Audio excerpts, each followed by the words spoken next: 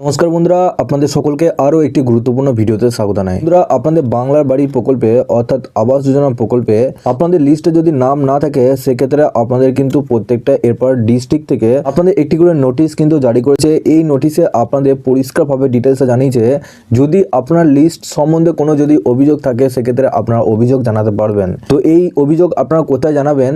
এর সাথে আপনাদের মধ্যে অনেকে রয়েছেন যারা আপনাদের লিস্টে নাম আছে, কিন্তু আপনাদের মধ্যে অনেকে হয়তো বুঝতে পারছেন না যে আপনাদের তিন ধরনের লিস্ট বেরিয়েছে: এলিজিবল লিস্ট, ইনএলিজিবল লিস্ট, আর একটা হচ্ছে আপনাদের ইনঅ্যাক্টিভ লিস্ট।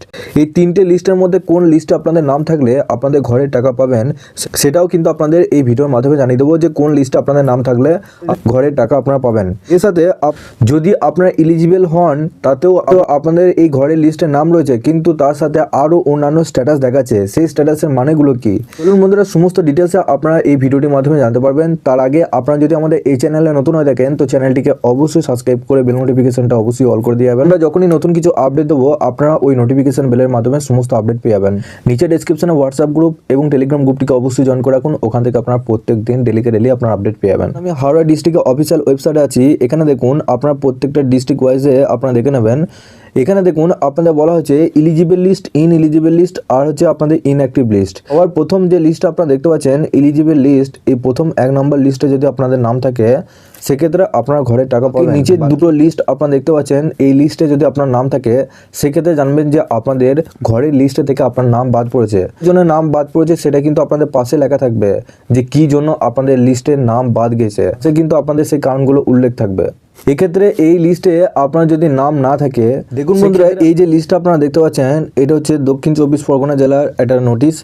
এই লিস্টে আপনাদের বলা হয়েছে যে আপনাদের প্রত্যেকটা জেলায় কিন্তু এরকম নোটিশ জারি করেছে সরকার থেকে। এখানে বলা হয়েছে, যদি আপনাদের ঘর সম্বন্ধে কোনো যদি অভিযোগ থাকে, ঘরের লিস্ট সম্বন্ধে, এক্ষেত্রে আপনারা অভিযোগ জানাতে পারবেন। কিন্তু এখানে একটা সময়সীমা আপনাদের বলে দেওয়া হয়েছে, 3 ডিসেম্বরের মধ্যে আপনাদের আবেদন করতে হবে, অভিযোগ জানাতে হবে।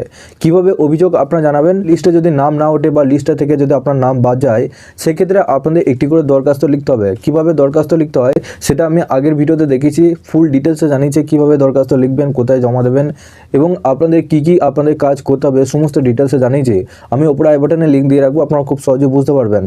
বা আপনারা নিচে ডেসক্রিপশনে হোয়াটসঅ্যাপ গ্রুপে অবশ্যই যুক্ত হয়ে যান। ওখানে আপনাদের সেই ভিডিও দেওয়া রয়েছে, আপনারা খুব সহজে বুঝতে পারবেন যে আপনাদের কি কাজ করতে হবে। তো সেই ফর্মটা নিয়ে গিয়ে আপনাদের নিজে ব্লকে জমা করুন। আপনাদের এই 3 ডিসেম্বরের মধ্যে, ডিসেম্বরের 3 তারিখের মধ্যে যদি এই ফর্মটা না জমা করে থাকেন, সেক্ষেত্রে আপনাদের লিস্টের নাম এমনিতেও বাদ চলে যাবে। যদি লিস্টের নাম আবার যদি আনতে চান, সেক্ষেত্রে আপনাদের দ্বিতীয়বার আবার সার্ভে হবে। তার জন্য আপনাদের এই দরখাস্তটা নিজে ব্লকে গিয়ে আপনাদেরকে জমা করতে হবে। তো আবাস যোজনা প্রকল্পটি নিয়ে আরও যদি আপনারা আপডেট পেতে চান, আপনারা অবশ্যই এই চ্যানেলটিকে সাবস্ক্রাইব করে বেল নোটিফিকেশনটা অবশ্যই অল করে দিয়ে যান। আমরা যখনই নতুন কিছু আপডেট দেবো, আপনারা ওই নোটিফিকেশন বেলের মাধ্যমে সমস্ত আপডেট পেয়ে যাবেন। নিচে ডেসক্রিপশনে আমাদের হোয়াটসঅ্যাপ গ্রুপ এবং টেলিগ্রাম গ্রুপটিকে অবশ্যই জয়েন করে রাখুন। ওখান থেকে আপনারা প্রত্যেক দিন ডেলি আপনারা আপডেট পেয়ে যাবেন।